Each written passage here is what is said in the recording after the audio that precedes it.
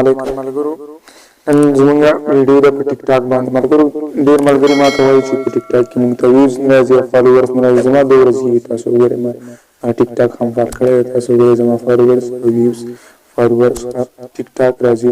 ملګرو تاسو به تاسو دلته یو سیټینګ تاسو درکړی دی، تاسو هغه سیټینګ آن کړی نه، تاسو به هغه سیټینګ تاسو آن کړئ. تاسو یا کوم سیټینګ آن کړی نه هغه سیټینګ به تاسو ته دا فایده وي چې څوک مطلب سرچ کوي نو په سرچ کې بس تاسو کم آی ډي چې دا هغه سرچ کې نه راځي او ستاسو ویډیوګانې ډایرکټ فار ویو ته ځي. که هغه دې سیټینګ نه وروسته جوړوئ او که د سیټینګ نه مخکې هم جوړ کړي، یو کال مخکې هم تاسو ویډیوګانې جوړ کړي نو هغه به فار ویو ته ځي.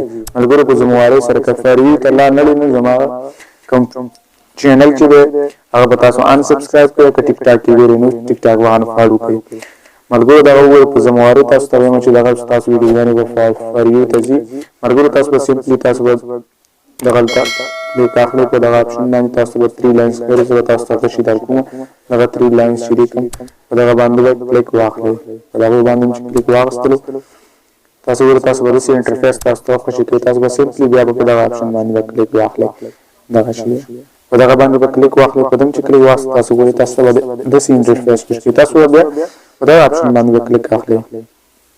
په دغه اپشن باندې به کلیک واخلئ. په دغه چې کلیک واخیستلو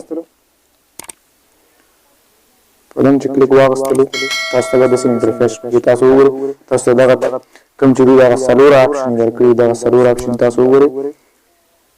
تاسو ته دغه څلور اپشن درکړي دي. دغه وګورئ دوه دا درې دا څلور. تاسو ته دغه څلور اپشن درکړي. تاسو دا اپشن به آن نه وي. تاسو دغه اپشن به آن کړئ. څلور وایه تاسو دغه آن کړئ. تاسو که فیسبوک ملګري هم ټیک ټاک سمارئ تاسو آی ډي به هغې ته اټومیټیک به ورسره ځي. تاسو به فالو کړئ او تاسو سره کوم نمبر وي هغوی نمبر وي هغه تاسو فالو کړئ. تاسو وګورئ دغه فیسبوک اکاونټ یا فیسبوک اکاونټ فرینډز وي هغه تاسو سره فالو کېږي. که نمبر هم تاسو سره وي فالو کېږي. او که تاسو چا کوم نوې آی ډي جوړه کړې نو هغه نوې آی ډي کې بس تاسو د کوم ټیک ټاک آی ډي چې هغه مخې ته ورځي او ستاسو ویډیوګانې به دلته فار ویو ته ځي.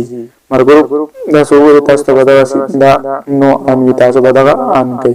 اوکې کوئ صحیح ده ملګرو. تاسو به دغه آن کوئ. تاسو به دغه آن کوئ په ذمهوارۍ سره چې ستاسو ذمهواري اخلم چې ستاسو ویډیوګانې به فار ویو ته ځي. ستاسو هره ویډیو به فار ویو ته ځي. مخکیني وي که اوسني تاسو جګوئ هغه فار ویو ته ځي.